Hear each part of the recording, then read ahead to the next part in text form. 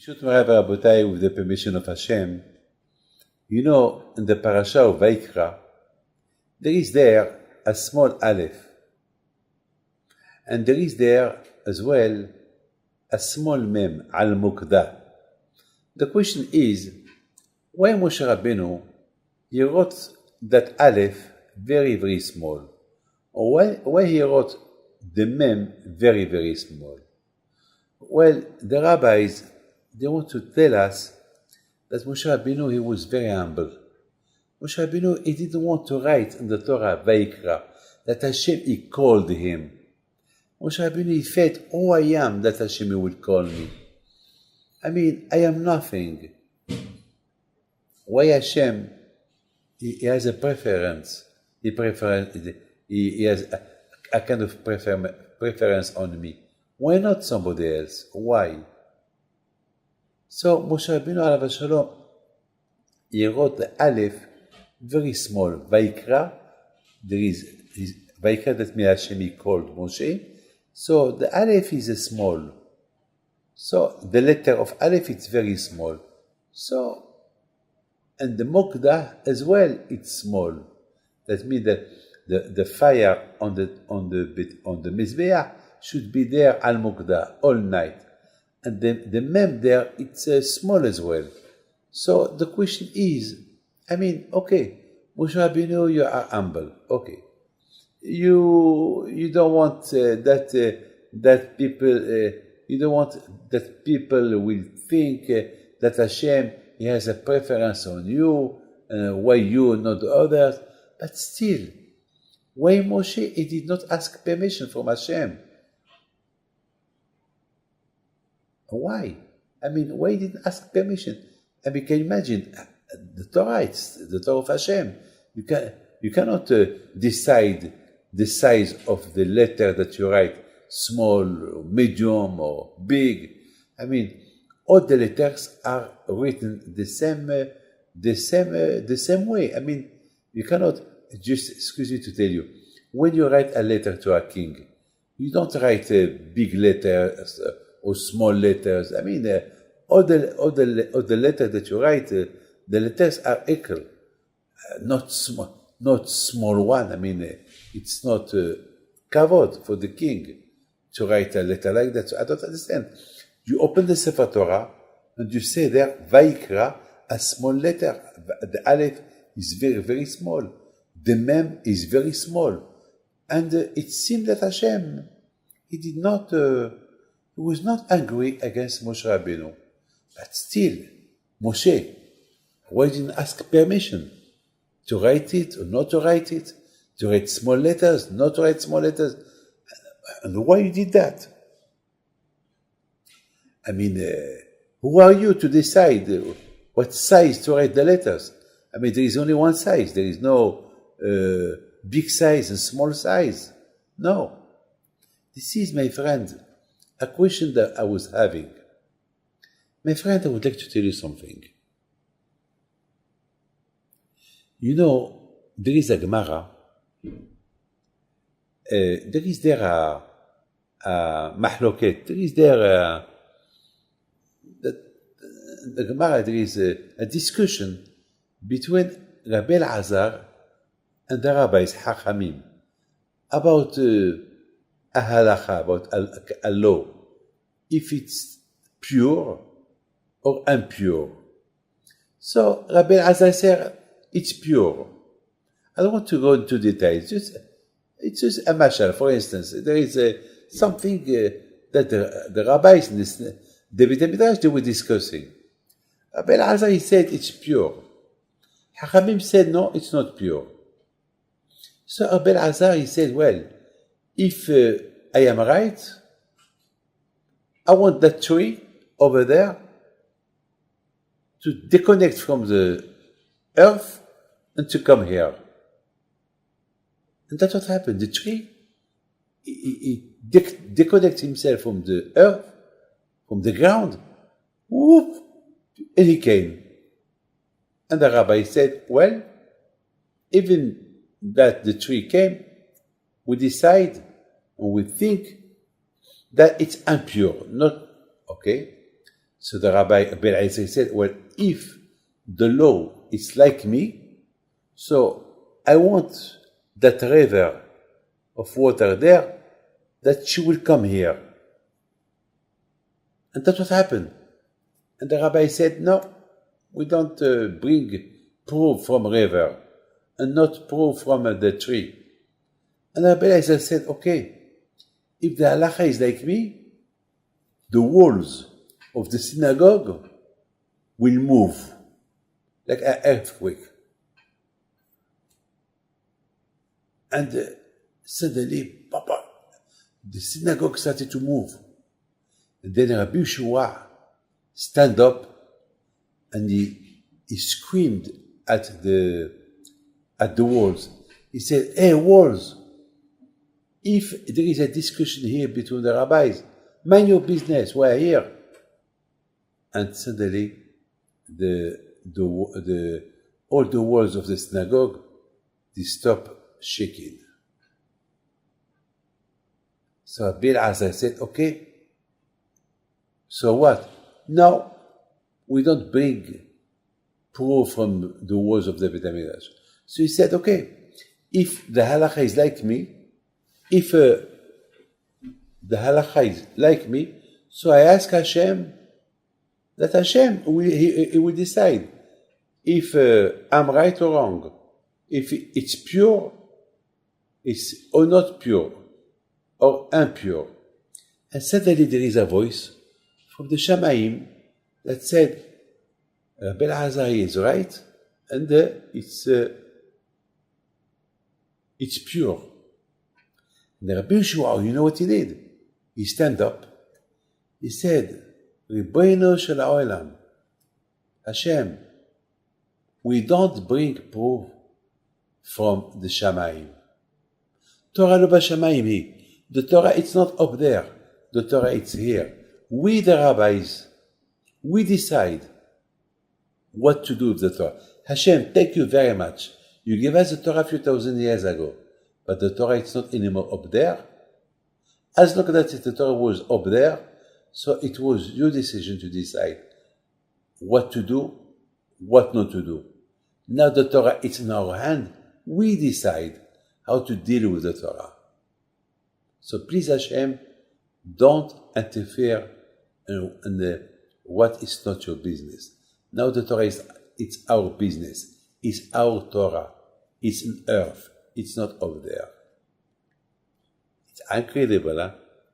Do you know what the rabbis said? They said to Rabbi Elazar,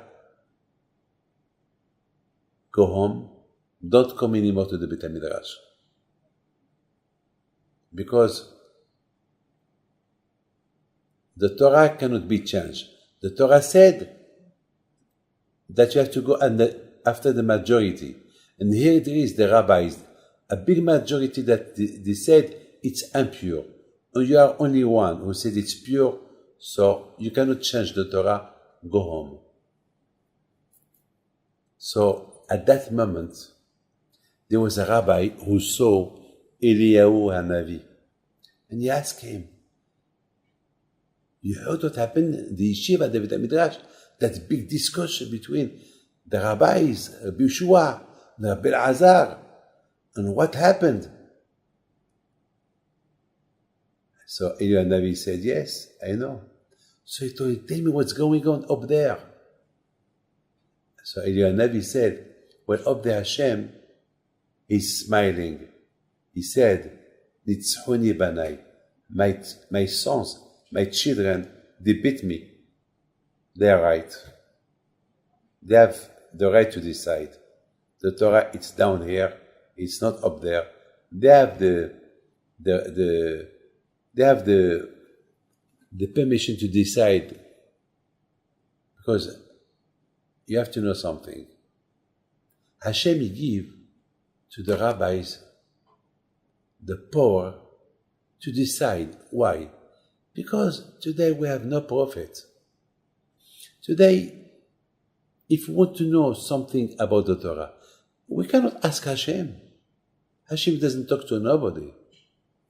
There is no any more prophet that Hashem he can talk to. There is no Beit HaMikdash today. So Hashem, he gives the power to the rabbis to decide the Torah. And what the rabbis decide, that's the way we have to go. But there should be a real rabbis that they observe Torah and mitzvot, tzaddikim.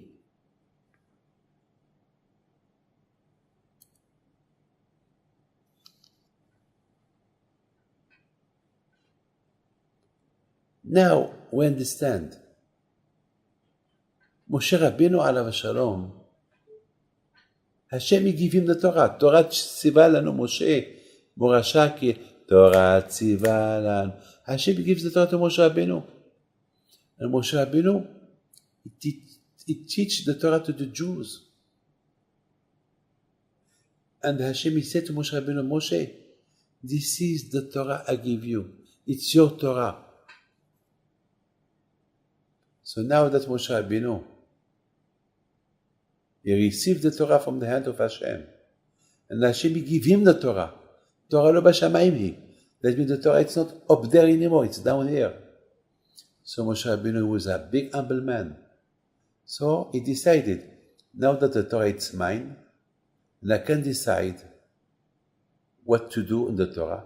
So I don't take a letter from the Torah off, but I want to make it small.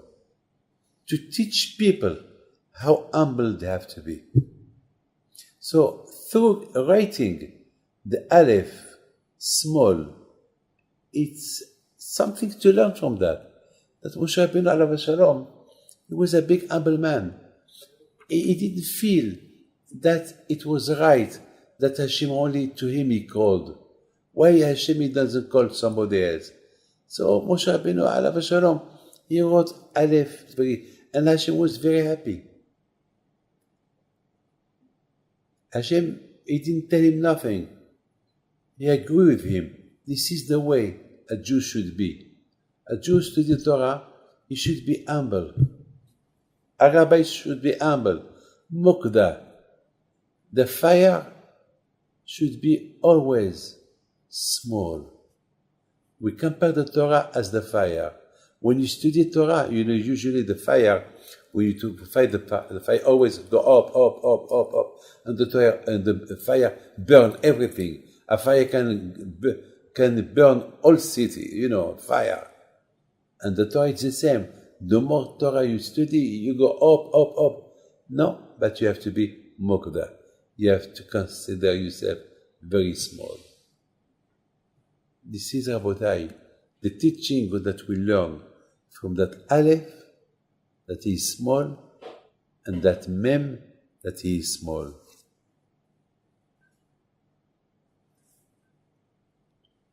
The rabbis decide, according to their eyes, how to handle the Torah. And we see that Hashem agree with him. Because the Torah is his. A Jew that studied Torah, the Torah become him. The Torah become like a clothes. Like I have a suit on me, so the Torah become like a clothes on the man. There is a beautiful story about the Khatam Sofer. Beautiful one. One day, the rabbis in Pressburg, in Czechoslovakia, where the Khatam Sofer was the rabbi, they were sitting, discussing about a woman that she was aguna, a woman that her husband was lost. They don't know where is he. So there is some people that said that he died. So the rabbis, they make some inquiries, they ask, and after a lot of discussions, the rabbis decided to permit that woman that she can get married to somebody else. Okay. So all the rabbis, they has to sign. But the Khatam Sofer, he said, I can't sign this letter because my heart, it doesn't let me to sign it. I don't think he passed away. So the rabbis told him, the Torah, it's not the heart. The Torah, you have with the rabbis, we have to agree, we have to decide. We cannot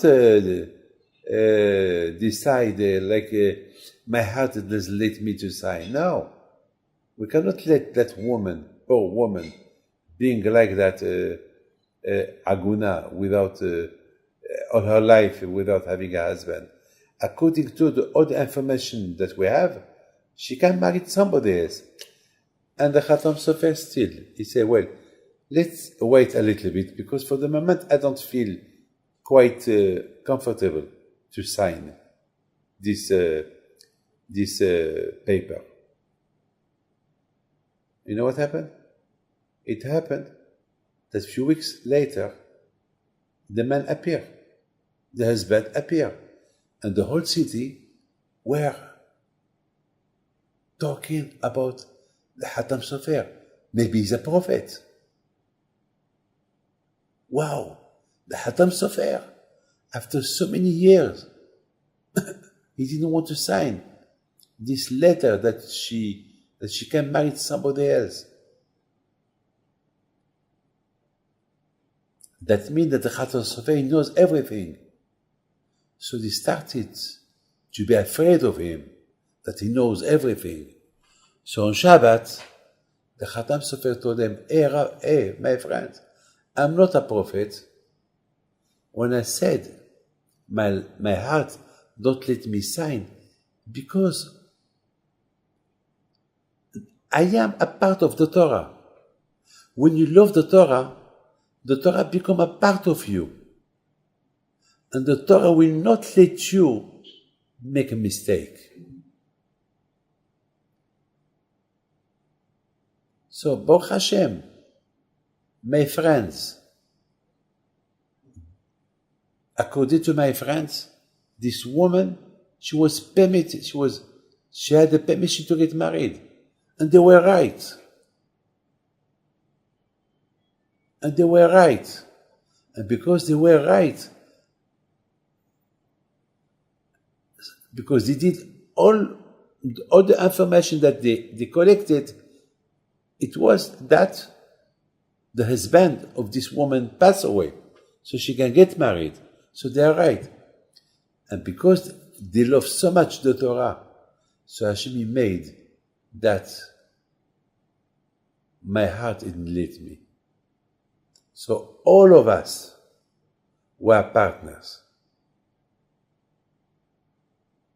Because if my friends would not permit this woman to get married, I will not say, my heart, don't let me. So it's through them.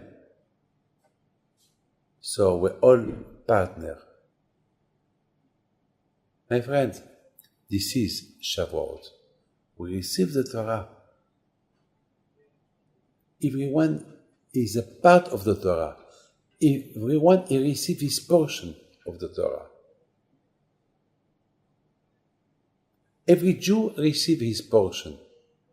So if we are all love each other, we are all united, so it's become only one portion.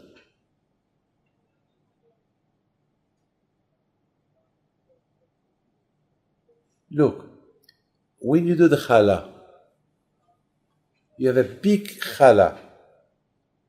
So or you do a big challah, or you do a few chalot from that challah.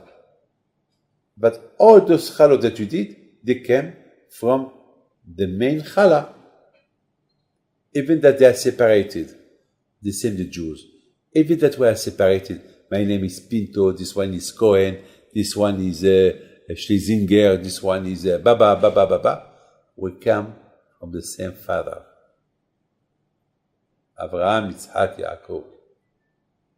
We have the same Torah. Understand? So, according to each one of us, and the portion of Torah that he gets, if he do it well, so he will have the merit to get to be associated, partner with the Torah of other people. And then it's like you know everything. It's like you receive everything. And then Hashem can help you to decide a lot of decisions of the Torah. When Hashem see that you love the Torah, so you become a part of the Torah. And if you become a part of the Torah, you become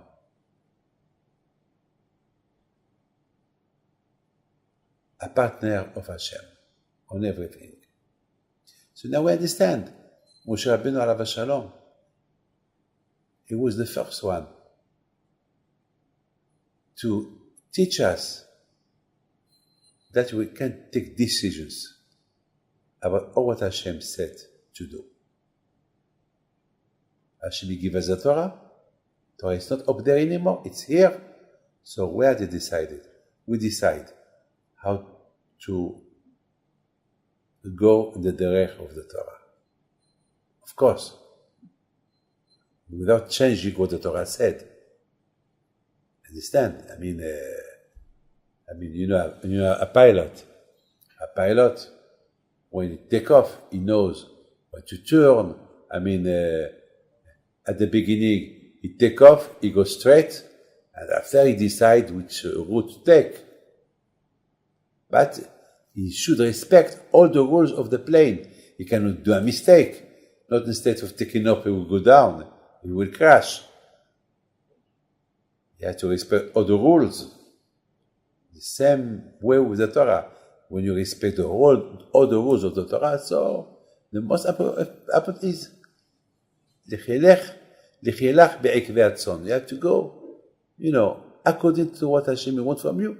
Then, in the middle, you according what you need, you will find. A lot of times, look how the Torah is beautiful. You have to respect Shabbat. You're not allowed to take the car. You're not allowed to light fire. But you can take a car to save a life of somebody. You can light the fire to save the life of somebody. You're not allowed to eat the meat of a horse. But if the doctor tells you you have to eat the meat of the horse for your health, you can do it.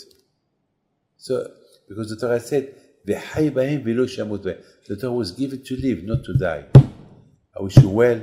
God bless you. Amen.